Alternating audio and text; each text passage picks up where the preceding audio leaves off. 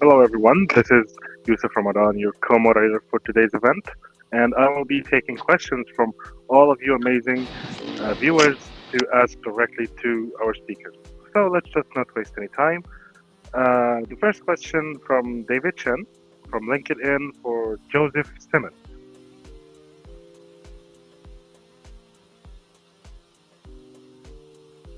Joseph, can you come on stage, please?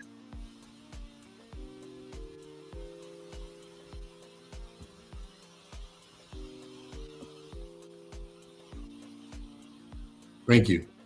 Oh, right. So David is asking, for someone who has spent many years in a corporate role, what is the very first metric of a green flag we should look when we evaluate a small business to buy? Cash flow. Elaborate.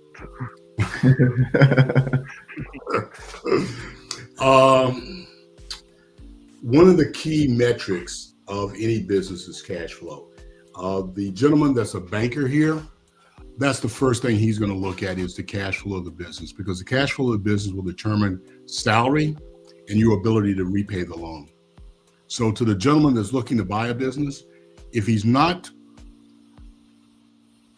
doesn't have a clear understanding of accounting and business accounting, cash flow, balance sheet, income statement, margins, profitability, then definitely make sure that you surround yourself with an accountant, because the accountant will interpret that balance sheet for him or her.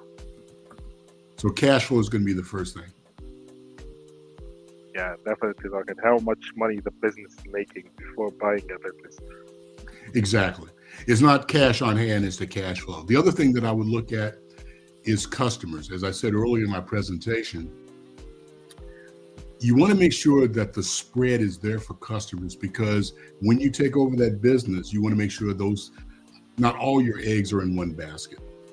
That is a very diverse customer base, and it's one that you can build on based on the market that you're in. Thanks for the question. Perfect. Thank you so much, Mr. Joseph. Moving on to another question from Linda Martinez for Annette Pearson.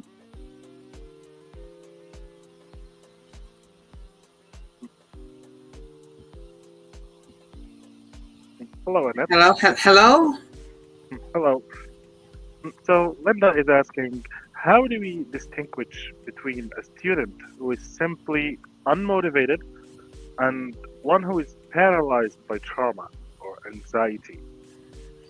So I think one of the, in terms of my school and teaching with the children, when I have students who are unmotivated, a lot of them, it's like they have behavior problems in the classroom, they're switched off, they don't want to learn. But sometimes when we have these students who have anxiety issues, sometimes they're really bright. So we have like some of our bright students in school, when they were younger in school, they had no problems in terms of accessing the curriculum. But as they got older and the challenges of exam pressure, etc., they then developed anxiety, and then that impacted them in terms of the work that they're doing. So a lot of it is us actually building those relationships and knowing the students for ourselves.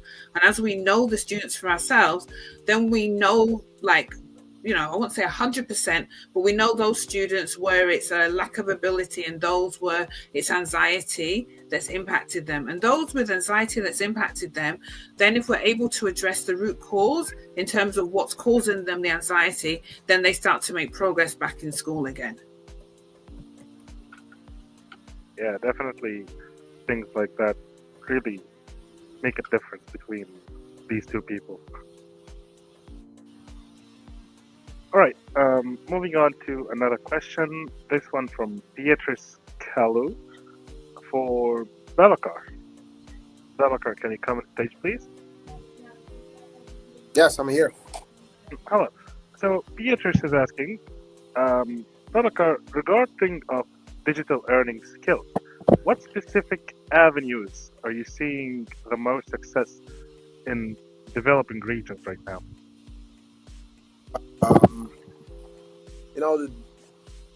Right now we have so much opportunity when it's come like to digital economy, and for example, the FinTech right now, people in the FinTech, they make a lot of money. Only like on the commission they get, bringing customer to really make a transfer, but also, making the life of people easy, transferring money. So this area of the, transferring money is really valuable, and also bringing a lot of money in it. And you're talking about cash flow, really important too, and you get it over there when you want to like, and also I see the e-commerce. Right? If we see China doing very well right now, because in the economy, in the GDP, the industry, what you know, like involved the most is e-commerce, and e-commerce also is a great, area where like.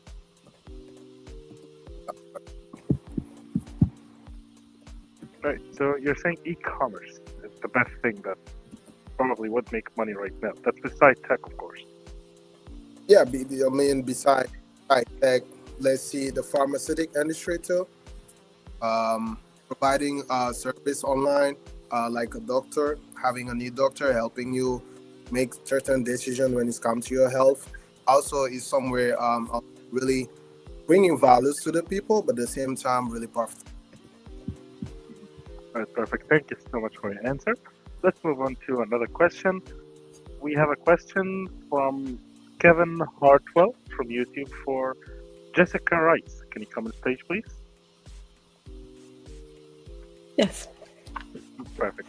So Kevin is asking, how do you practice heart-centered mentorship with a person who is very closed off or resistant to such connection? It's a great question. I think that one of the things that, as a coach, I was certified in Heart Math, which is an institute based out of Los Gatos here in California. And we talk about centering back into our own heart. And I think in the times that I've had to work with people who were struggling to either connect due to a variety of reasons, because I've gone through many personality assessments with different people as well that go over the OCEAN, the Big Five personality index. Oftentimes people who are struggling or they're closed off is because of something that has either occurred in their life, they feel disconnected, or they have some deeper seated fears. The biggest thing that we can do is then to be more curious, lean in a little bit more, ask more questions about them. Instead of talking about ourselves, be deeply curious and wanting to connect. And I think that when I say twofold about heart-centered mentorship and heart math, which is oftentimes also centering into my own heart, really asking myself, how do I exude what it is that this person truly needs from me in this moment? And the most important thing is probably having patience. Perfect. Thank you very much, Mr. Wright. This is really actually helpful, even for me, not just the person who asked the question.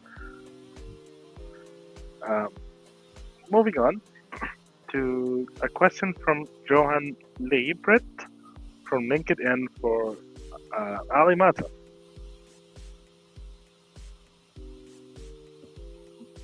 Alimata, can you come on stage? Yes. Perfect. So Johan is asking, the idea is of using AI-powered chats for emotional process is really great, but do you worry that this reliance might reduce our human ability to empathize? Sorry, repeat that again, Yousef. I'm sorry, I didn't catch that.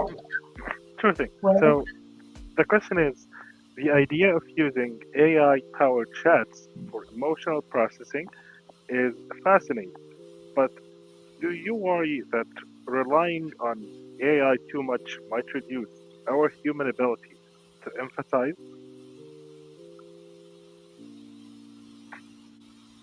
Well, it all depends on how we want to use the AI. So we are not going to reinvent the wheel. So anything that's in AI was there before. Now it's just that it's an innovative way to put it online so more people can have access to it. So the way we we use the AI is very important.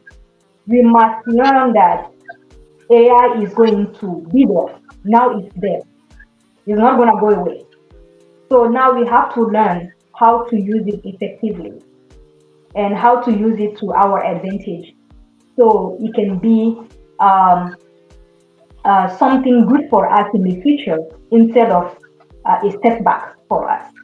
So being in the power chart of AI, it's very important at every level, whether it's in education, whether it's in health. Let's even talking about the sustainable development right now. So everything is going toward that. So we have to make sure that we are using the AI effectively in order to be able to make a stronger decision and a best decision for the interest of all. So it's not going to replace the human. It's not going to do the job of the human. But for the human to really be successful in the future, they have to know how to use the AI. Because if you don't know how to use the AI and if you don't know how to put it to your advantage, somebody else who knows how to do it will definitely take your job. Yep. So that's how I see it. So we have to go with the innovation, and but let's just make sure that we do it ethically, we use it ethically, and that we don't use it in the bad way. Yes. Perfect. I That's hope really that helpful. answers to the question. Yeah, thank you so much for this, Ms. Alimata. This is really Yes. helpful, actually. Moving on to another question for Annette Pearson again. Okay, I'm here. Hello. All right, hello. So a question from Fatima Say from YouTube. The question is, does creating a safe space means we have to lower our standards for the learner? No, I would actually say the opposite. So as I was sharing in my presentation, a lot of the students who I teach are the low ability students. They, in terms of sometimes their progress in my subject, basically in school, they're the ones that are not going to get the high grades, but they know that when they come into my classroom, that it's a safe space. It's a safe space for them in terms of learning, a safe space for them to actually express what's happening emotionally in their lives. But they know also when they're in that classroom, I expect them to pass my subject. So I'm saying to them, you're not going to be getting, so like in the UK, they grade them from grades 1 to 9. I'm saying to them, you're not going to be a grade 9 student, but if you're a grade 1 or 2 student, I want to make sure you get that grade 1 or 2. So by having that safe space, I still have the expectations of what I expect in terms of them, in terms of their academic achievement. And it was so pleasing for me last year in terms of my results in my class that, some of my students were getting new grades initially when they did their mock exams. And I said to them, these are very, very weak students. And I said to them, if you follow what I say to you, you can leave with 2-1 grades in terms of science. And they got the grades. So in my class, everybody passed. So where before they weren't passing, now by having this safe space, they all ended up getting a grade in my subject. And some of them didn't pass in other subjects, so they passed in my subject because they know in my classroom I create that safe space for learning for them. Perfect. Thank you very much, Ms. Annette. Let's move on to another question back to Joseph Simmons.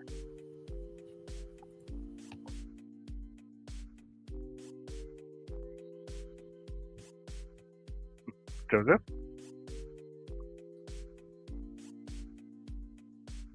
Yes, you see. Oh, so a question from Marcus Trone. The question is, is it actually safer to buy an existing business than to start up from scratch?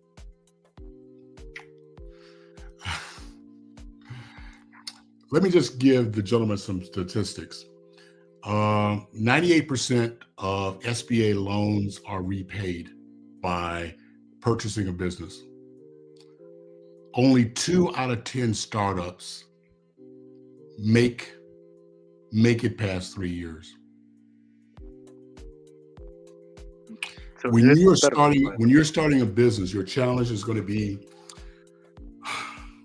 access to capital, who your target audience is, and gaining traction over the next 1 to 3 years. Buying a business is, I don't know if this is correct for the monopoly, but it's getting to Park Avenue quickly. Why? You already have an established target audience. It's a matter of growing that target audience. You already have cash flow. You already have employees. You have an established brand, and you have an established business. You have relationships with a bank. So if I was going to Vegas and I was going to roll dice, I would roll dice on buying a business as opposed to rolling dice and starting up a business. Yeah, And because you already have. let me just add this. There was a book written by Reginald Lewis, and it said, "Why should white guys have all the fun?" Reginald Lewis purchased Beatric Foods for $1 billion. Amazon purchased Whole Foods. Novartis, the company that I worked for several years, is nothing more than 5 to 8 companies acquired. Johnson & Johnson is 200 companies acquired. Now, startups are just like what they call unicorns. You know, some are going to be very successful, but buying an established business gives you a salary. For example, and I'll end with this. I live in Orlando and I got a call. There was a tow truck business. So let's think about just a regular tow truck business. It was doing $8 million in revenue. The salary was $350K. Not bad. Now, as a startup, are you going to make $350K? Absolutely not. Not even in the first 2 or 3 years. Yeah, that's great. So I have a question. I'm a little bit interested in that. So buying a business, so what matrices should one be looking at for before buying the businesses? Or what are the things you have to look at, you have to put into consideration before buying the business? I think there's several things, Doctor, that you have to look at. You have to look at, what kind of business do you want? What is your expertise? Okay. For example, the lady that was on before me that's doing teaching, if you wanted to buy a daycare center, which is very profitable, you could buy a daycare center because you have the ability to transfer your skills as a teacher into daycare. The lady that was on before that was talking about AI. If she wanted to buy a tech company, the banks would give her money because she has the skills to run a tech company. Okay. When I talk about the $8 million tow truck business, if you have a background in logistics, the bank will back you for that. Okay. Now, doctor, you can also do this. You can bring in somebody with that knowledge to do the business. Okay. So don't think you have to do this alone, ladies and gentlemen out there. Too many times entrepreneurs think that they're going to be in a silo and they've got to answer all the questions. Buying a business and starting a business, you need to surround yourself with strategic advisors. Okay. You're going to need an accountant. You're going to need an attorney. You're definitely going to need some kind of business mentor, like, is it Jennifer? Jessica? Jessica, yeah. You're going to have those kind of factors around you because you're taking over something and you need to be able to talk to someone in regards to, I've hit this challenge or this issue has popped up. And you need to be able to sit down with someone who's gone through that journey and who has a key understanding of business dynamics. Did I answer your question, Doctor? Yeah, you did. Yeah, I still have some questions because I'm quite interested because I'm an entrepreneur, so kind of hit me in terms of hearing what you're sharing. I just want to ask, like, also for our audience, which is better, to get a franchise or to buy a business? Depends. There's no Some business brokers will put you through a personality test. Okay. Some people like structure and execution. Franchise is great. Some people like structure and discipline, but they also want to be able to take their personalities and bring that into the business and then do things their way, for lack of a better term. So buying a business is better. So a lot depends on what you have an appetite for. Obviously, McDonald's, Subway, those kind of franchises, everything is locked in for you. This is how you run your business. Mm-hmm. There's no ifs, ands, buts about it. Now, buying a business that, say, for example, a daycare business, then you bring in and then you kind of tweak it to your personality. You tweak it to the market space, market conditions, and you are able to kind of adapt and make changes. Whereas opposed to a franchise, you really got to stay within that lane. You really can't deviate that much. If the customers want sweet potato pie, you're not going to get that at McDonald's. Okay. Yeah. Also, for those businesses, we have a lot of businesses that are online. So, what can you say that what are the advantages and disadvantages for buying a business that is online and buying a business that is offline, maybe like a physical store where you have to walk in and all of that? Boy, that's a very good question. I would say they're both the same. Online e-commerce is what you're speaking to, correct? Yeah, not just online, like the lot of businesses, like even coaching, it could be done online. Even like a therapist could do online, like a solo entrepreneur or freelancers, or even business that start up where you don't need to have a physical store. You can work from home and all of that. And someone is about selling. So what advantages or disadvantages our audience what to look out for comparing between offline businesses you want to buy and just an online business you also want to buy? Because sometimes you may be tempted that online is easy to manage and all of that, but it also comes with its own disadvantages. So I just wanted to share that with us. And also with I'm going to answer the question with my own personal prejudice. Okay. All right.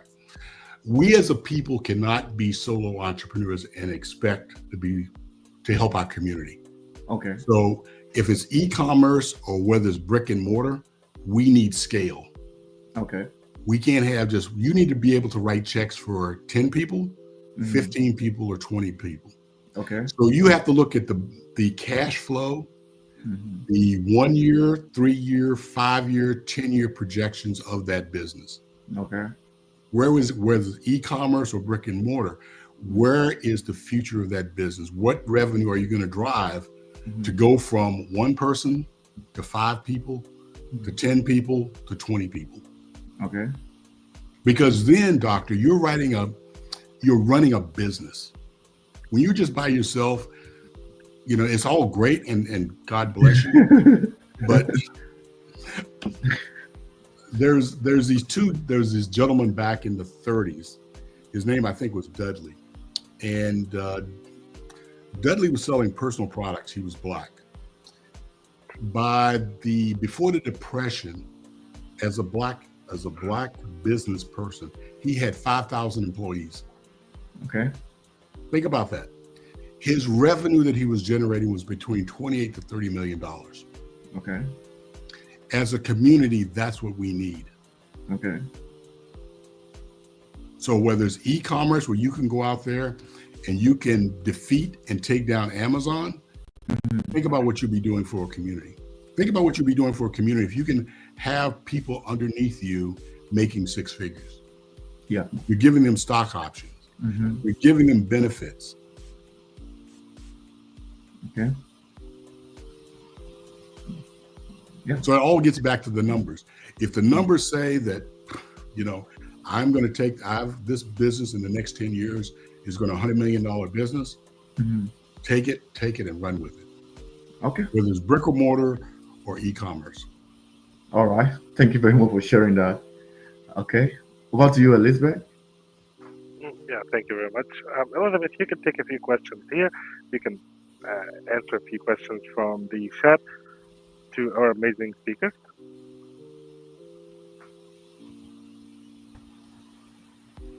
Hello, everyone. My name is Elizabeth. So my first question is for Miss Annette Pearson. Could you please come on stage?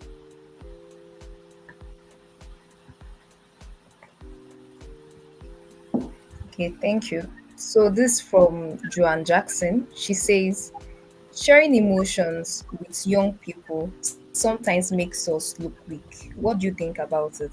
What do you have to say about it? Okay, so that's an interesting question in terms of showing our emotions to young people. So in the past, that's what I thought.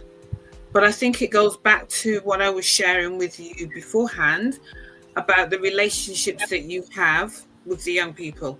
If you have a stronger relationship with the young people, they actually are able to read your body language more than you. So, like, for example, in my classroom, I have a paper chain. And on this paper chain has all of the names of all of my students who were in my form. So basically, I had the same form in terms of pastoral care from year 7, 8, 9, 10, and 11. And when they were in year 10, there was lots of we were having problems with recruiting staff, and I was managing too many jobs at the same time. And they could see the impact that it was having on me as a member of staff. And they came in the next day with this paper chain with all of the names of the students written on this paper chain to say to me, Miss, we're standing here with you. We can see the challenge this is going through with you, and we want you to know that we're here with you. Now, if I hadn't built up within them that trust and showed them that it's fine to show that everything's not fine, they wouldn't have that emotional intelligence to know at that time, actually, that's what I needed. So it depends on the relationship you have with the students. If you don't have a good relationship with the students, being vulnerable with them, I wouldn't recommend it, because then they'll come in the classroom and they want to eat you alive. But if you have a good relationship with the students, being vulnerable, then you teach them that in life, things don't always go the way you expect it to go. And therefore, by you being vulnerable, you show them how they cope in life. When things don't go according to their plans, do you then say to them, go get the help you need? So by them, they were showing me, Miss, you need to go and get help. You can't do this on your own. So again, it goes back to, I think, what we're all saying here, the relationships we have with people around us. If they're solid, then we're able to do things that we wouldn't be able to do if we didn't have those solid relationships. Wow, thank you so much for that. Okay, that's another question from Greg Poland from LinkedIn. Says, with so much learning happening remotely now, how can we virtually cultivate a supportive counseling environment where we can't read body languages as easily? So that is difficult, I think, especially with remote learning and the whole thing around young people not being able, sometimes they don't want to put their cameras online. So it's about, again, like how we're doing here. If it's a safe space, allow the young people to have their cameras on, and then you're able to read body language in terms of what's happening. And as you're reading that body language, again, like when you build up, I think like when we're working remotely, even the same way as when we're working in the classroom, it takes time to build up a relationship. So when we're working online with young people, it takes time to build up those positive relationships. And as we build up those positive relationships, therefore, then again, we're able to support them in a practical way. But if we're trying to be building up relationships and our camera's not on and their cameras are not on, then it's almost like it's going to be very difficult or almost impossible to build up those meaningful relationships to help the young people to thrive. Okay, one more question from Dubius at StreamYard. He says, you mentioned shame as a barrier to learning. What is one quick technique a mentor can use to de-escalate a situation where a learner feels ashamed of a mistake?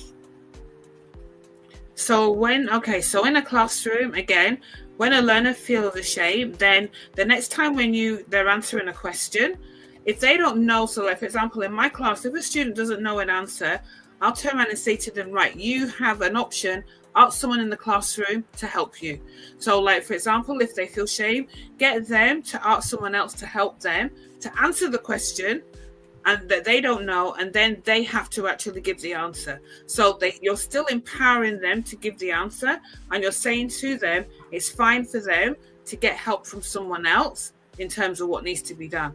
And sometimes in class, when we're doing work as well, sometimes we will deliberately put wrong answers on the board and then say to the students, right, okay, what's wrong with this? Like, am I any little, am I in terms of my ability, is it any less because I put the wrong answer on the board? No, that we all make mistakes, but it's how we use those mistakes to learn from, and what we can grow from those, what we can learn from those mistakes that will then help the young people. Okay. Last question for you from KC MSW. He says, how can one portray his inner voice? So again, please, how can it one out. portray his inner voice? So I think your inner voice is that we all know, I say to us, our inner voice is like our conscience. So our inner voice tells us and guides us in terms of what we're doing. So like if you're, in terms of your inner voice, I say to the students sometimes, they'll say, oh, well, this person made me do this, or this person encouraged me to do this. And I will say to them, so if they told you to go and do X that you know isn't good, would you do it? And they will say no. And I say, well, why not? And they go, well, because I know it's not right. So it's about teaching the children values and beliefs and helping them to know that that inner voice will guide them in terms of having positive values. And if like a lot of schools, like my school has values, in terms of the young people, steer them towards the school values and help them to say that those values are there to lead and guide you in terms of the actions that you take. And those values as well is what's going to help you develop that inner voice so that you're able to go through life making right choices instead of following the choices of others. Thank you so much. That was impactful. So the next question is for Alimata Coulibaly. So can I have you on stage, please? Yes.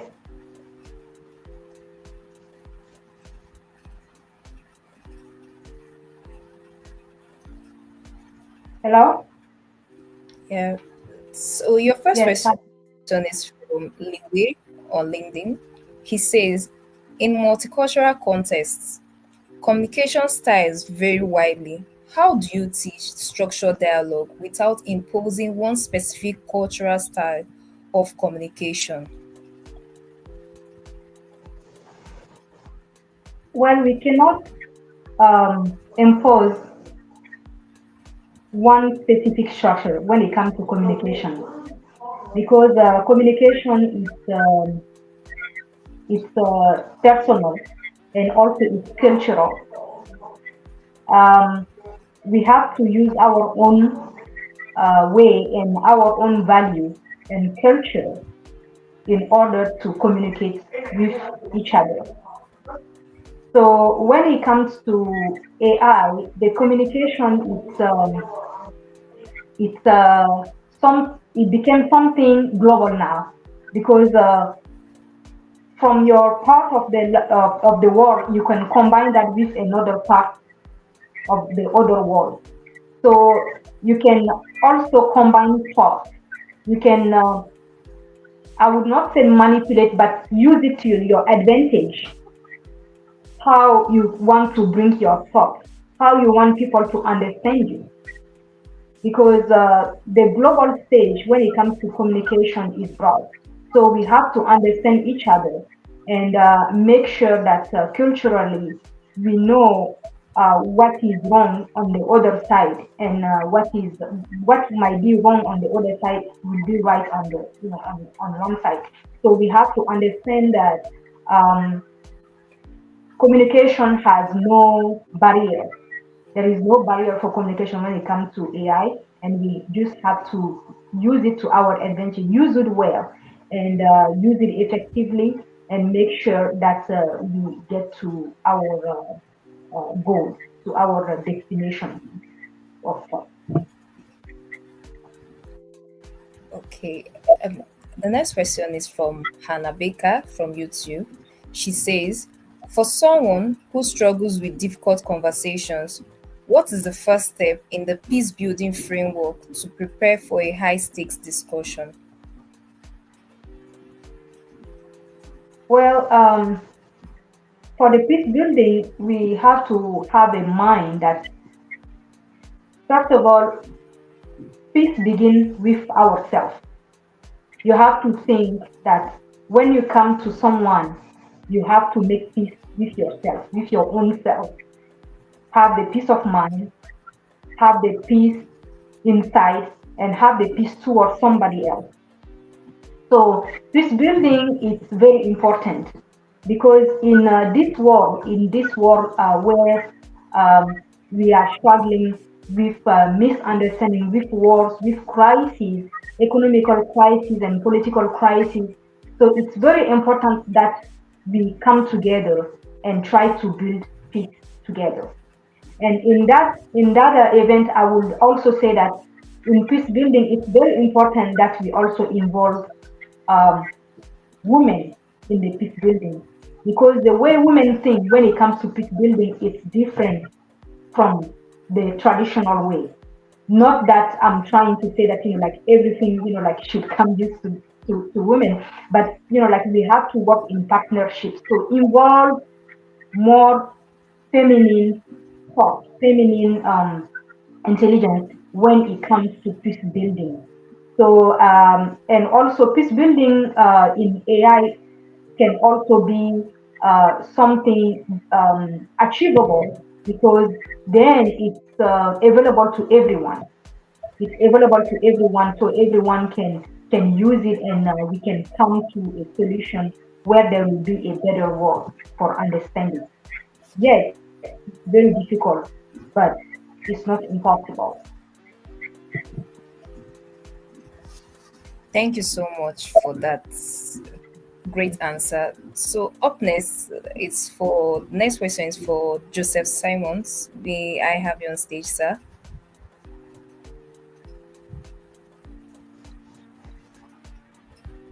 Hi, Elizabeth. Hi. So the first question is from Emily Rostova from LinkedIn. She says, as a pharmacist yourself, how did you handle the mindset shift from being a specialized technician to a generalist business owner?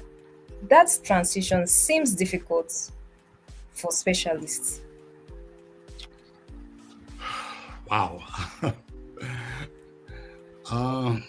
Boy, that's a great question. For me, the transition was, it wasn't as difficult as I thought it was going to be as I look back. CMED has been a nonprofit organization. We're now entering our 5th year. And I remember I was talking to another nonprofit leader, and he said there are a couple of factors that you have to have when you have this vision for entrepreneurship. Number one, you have to have a vision. Number two, you have to really be able to hone in on your target audience. And number three, execution. The product that I had 5 years ago is not the product that I have today. The target audience that I have today is a little bit different than the target audience that I have 5 years ago. My vision for CMET has been one of preparing entrepreneurs for success. So that's, Elizabeth, is kind of a broad term. But by focusing on my target audience, I've been able to give them a pathway to success. I listen to what my audience tells me. I take feedback. So we started out as a 5-day virtual. The feedback I got was, for sustainability for entrepreneurs, they need something else. You just can't accomplish it in 5 days. So I developed a growth accelerator program that's now an 18-month program. As entrepreneurs went from 110 to 150 to 750, the needs of a business doing $1 million plus in revenue is different than the needs of a business just starting out. So I developed a collective, a mastermind group. So now I've got a clear pathway within my organization for success. You come in, you do my 5-day, you migrate to a growth accelerator program, then you go into a mastermind. Entrepreneurship through acquisition, it's still under my mission, and I put that together this year. So you have a vision, you understand what your target audience is, and then execution. Execution is just so key in regards to any business that you do. Did I answer the question? Yes, you did. The But next let me say question is this. from. Let me just say this. Okay. I have to say this. The training that I got in pharmaceuticals in regards to understanding business was just tremendous. And for those individuals that are out there that are working for a business in the corporate world, living the corporate life, take advantage of every training program that they give you. It will, trust me, as you go through your career, whether you're just starting out or mid-level or a C-suite, whatever courses that are out there, take them that the business offer. If they give you a stipend for outside education, take advantage of that. The more educated you are in regards to understanding the dynamics of business, the better off you'll be. As I tell my students, business has a language, and that language is no different than Spanish, Russian, or whatever. If you don't understand the language of business in your corporate life or as an entrepreneur, you'll struggle. So soak in when you go to like what Dr. Osaretin is doing today with these summits, attend summits. He talks about connect and collaborate. Connect with the people that are here. Obviously there's different people asking questions, but if you see someone that you think you can learn something from, connect with them. I'm on LinkedIn. I'm pretty much an open book. I want to give back to my community. So connect and collaborate. Sorry about that long-winded answer. That's perfect. The next question is from James O'Connell from YouTube. He says, funding is a major barrier for entry-level professionals. Are there realistic ways to finance a business acquisition without having massive personal savings? Can you repeat the last part, please? All right, I'll go over it again. Funding is a major barrier for entry-level professionals. Are there realistic ways to finance a business acquisition without having massive personal savings? Well, you're going to have to. It's no different than, it's not as simple as buying a house where you'll put 10% down in regards. You've got to have an equity stake. So what I would recommend that if you really see a business that you want to buy, you can collaborate with other like-minded people from your company that can come up with the equity stake in that business. Family and friends, there's another avenue. But if you're really serious about acquiring a business, there are ways when you speak to a business broker, they can maybe give you different options to buy that business. But know this, the SBA and SBA lenders want you to buy these businesses. Here's the scenario, ladies and gentlemen. There's $10 trillion of market assets out there that are going to change in the next 10 years. If someone doesn't buy these businesses, they go out of business. And the last thing a state, city, or county wants to see is people unemployed.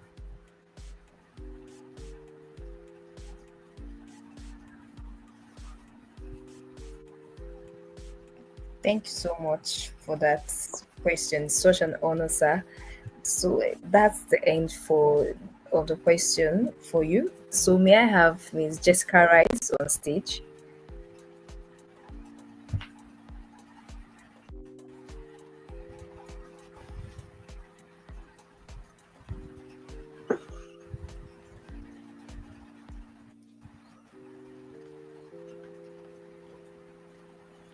Okay, the first question is from Priyanka Patel on LinkedIn.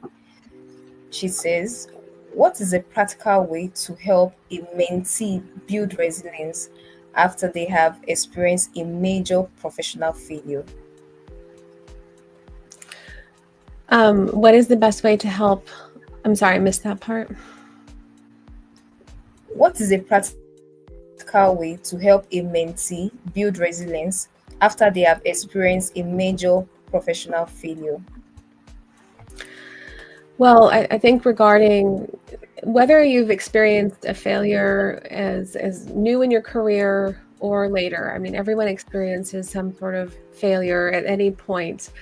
And I think that the biggest piece that I often tell clients is to, number one, have grace.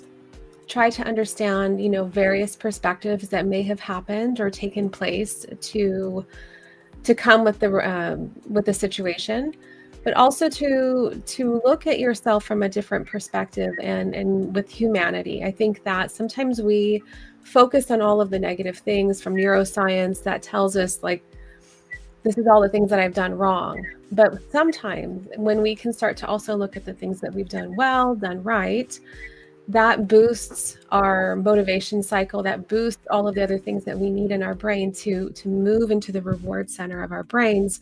This is going to enable us to bounce back faster, to have that resilience, to keep going, because there is no such thing as never having failure or a setback or a challenge. It's really about how do we know how to pivot? How do we know how to learn from that situation? What are the pieces that we can take away with us? And what are the pieces that maybe we can just release and let go?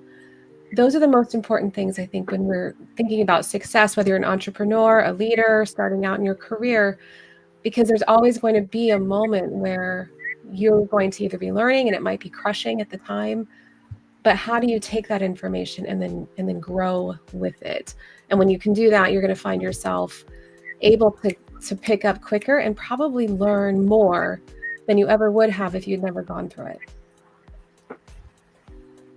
Thank you so much for answering that question. The next question is from Daniel Rosie on YouTube. He says, you mentioned fostering courage. Is courage something that can be taught systematically, or is it purely experiential?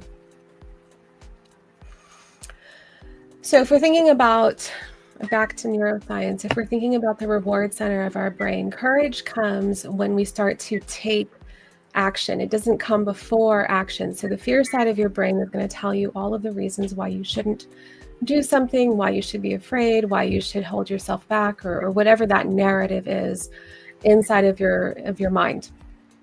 When we can start to take action, we can start to make movement, then we're demonstrating to ourselves that, oh, there are certain things that I'm doing okay. Oh, this didn't completely fail and the world didn't blow up. Nothing happened to me. And I think that when we can start to do that, that's when we start to tap into the reward cycle. When I say reward cycle, that's literally when dopamine is starting to drop in our mind. But the only way that dopamine can drop, where we start to have feelings of excitement and celebration and motivation, is when we can celebrate, when we can look at the things that we've done well, when we can honor some of the work that we've done. So as silly as it might seem to pat yourself on the back or to take note, that actually moves you from fear into reward. That moves you into intrinsic motivation. That moves you into courage. But we don't have courage by thinking about it. We have courage because we start to take movement. We start to take action on whatever it is. And we move through that fear literally. And that's, I don't know if it's systemic as much as it is recognizing that fear won't go away until you do something about it.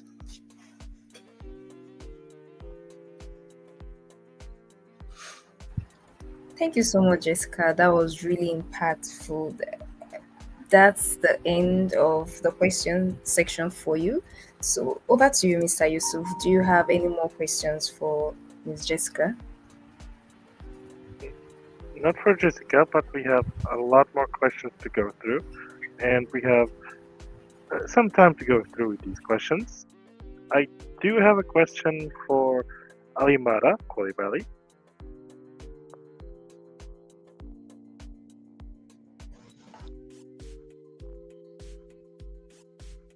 Hello. Hello. All right. So there's a question from Maria Gonzalez. The question is, you mentioned expanding emotional vocabulary, right?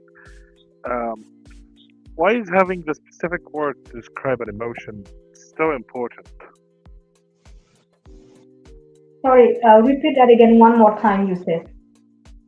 So you mentioned expanding the emotional vocabulary. Yes. Right? Why is having specific words describe an emotion so critical for so important? Well, on my own perspective, emotion is always difficult we always have a difficulty to express our emotion sometimes, where we want to show that we are fine, or we are in denial, or we just don't want to express our emotion. So it's always become difficult to express our emotion globally or to other people. But as a global citizen, I tell myself we have to find a way to communicate through our emotion globally, and without having the fear of being vulnerable, or without having the fear to hurt somebody else's feeling or somebody else's emotion. So we have to come up front and know that we are human, and emotion is for humans. And when we have emotion, it's always difficult to share with people, because we don't want other people to judge us or to misunderstand us or to think that we are weak.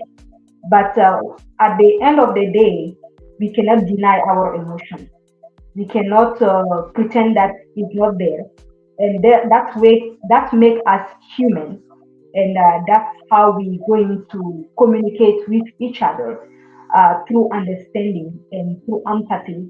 So in the global stage, so I think it's very important to manage our emotion and be emotional intelligent enough to know how to bring our thoughts, and also be resilient to whatever we are struggling with. I don't know if that answers your question. All right, thank you very much, Mrs. Alimata. We will take one final question for our main speaker, Joseph Simmons. Okay. I'm back, Yusuf. Great. So, a question from Sarah Jenkins. The question said, you mentioned economic intelligence. How is this different from standard financial literacy? Could you repeat the question again? So, the question in short is, what is the difference between economic intelligence and standard financial literacy? When I think of financial literacy, I think of managing a checkbook. When I think of running a business, it is like it is this cascade of elements coming together to run a business. It is the cascade of managing revenue, protecting revenue, generating revenue. Where's revenue going? Where can I invest the revenue? And all these elements come together into this business, and it becomes this dynamic where the business is growing, it's maturing, it's meeting the needs of its customers, it's morphing into other businesses. I mean, the best example I give is Amazon. Amazon started out as nothing more than used books. So financial literacy has nothing to do with Amazon's vision and what they wanted to become. But financial intelligence said, I'm going to take a business with the same customers and grow it into this billion-dollar entity, right? But think about it. Dr. Elizabeth Yousef. Amazon is the same customers doing business within this ecosystem. It's from used books, appliances, underwear, food, pharmacy, movies, all with the same customer. That's diametrically opposed to financial literacy.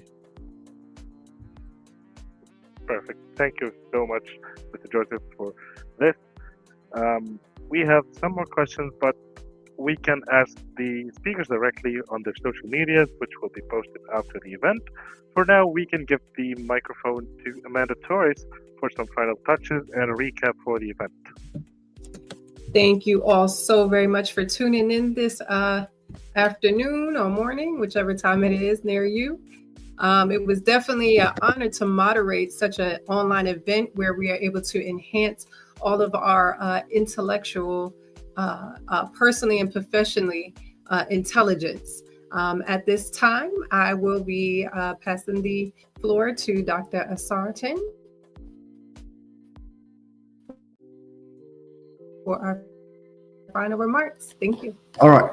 Thank you so much, Amanda. Thank you, everyone, for all the discussion we've made. Thank you very much, our co-moderators, Yousef and Elizabeth, for coordinating the Q&A section, our keynote speaker, and also our panelists.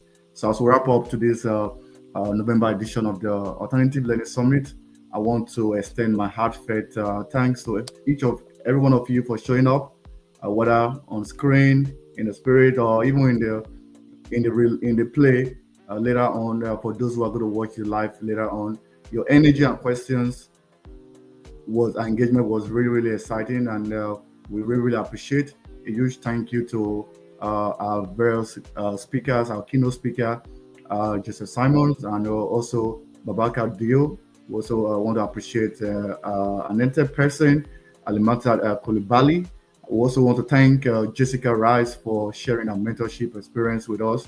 What I can say is that your stories and insight and wisdom have actually helped us to continue this journey, this movement that we're having, Alternative Learning Summit, because it shows us a lot of resilience to prosperity.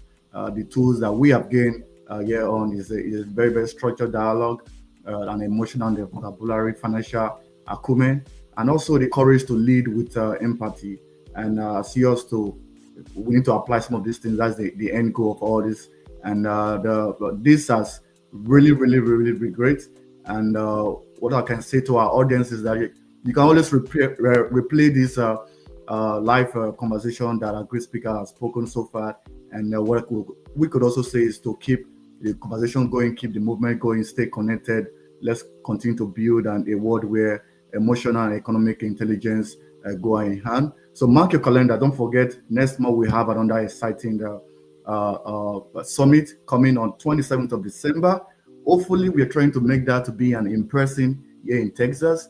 But if that doesn't go as planned, we're going to have it online. And the team is connecting the classroom to communities, global education, and local impact. So join us as we explore how to bridge the learning environment. We reward the names, the empowering, the educators, the mid-level managers, even professionals, and how we can actually create a lasting change. So thank you very much for being part of this movement.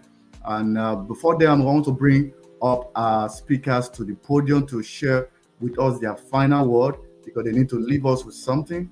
We don't just want to go without bringing them back on board. So we have Jessica, we have Alimata, and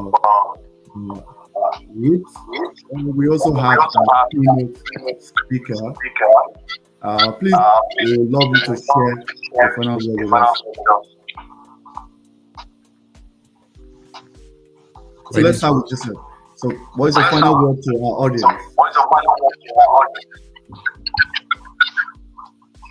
Oh, I'll start then. I was going to go with ladies first.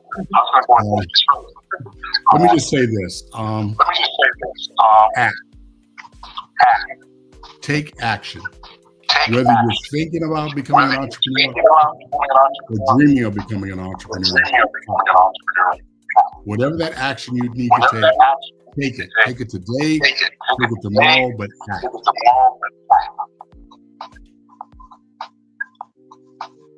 You're muted. Thank you so much for sharing that with us. Jessica, do you have a final word for us?